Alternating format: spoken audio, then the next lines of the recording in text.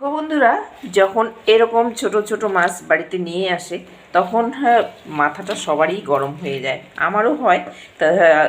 তার জন্য আমি কি করি, খুব সহজেই যাতে এই মাছটা আমি আঁশগুলো উঠোতে পারি, তার জন্য আমি কি করি, এই যে একটা চালনি আছে, এই চালনির মধ্যে ঢেলে নিলাম।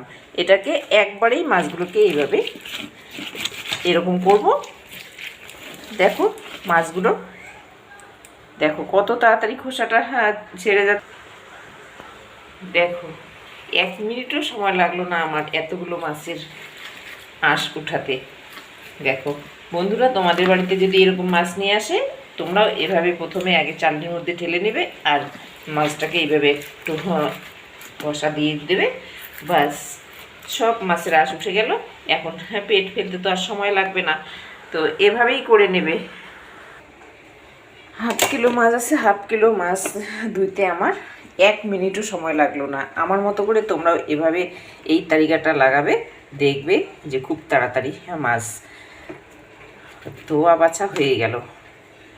চলো তাহলে রাখি। আর পুঁটি মাছ খেতে কে কে ভালোবাসো এটাও জানাবে। আমার পুঁটি মাছ খেতে ভালো লাগে, কিন্তু এই যে এতটা টাইম লাগে, কিন্তু আমার মাথায় বুদ্ধি আছে, আমি খুব তাড়াতাড়ি এটাকে পরিষ্কার করে নিলাম।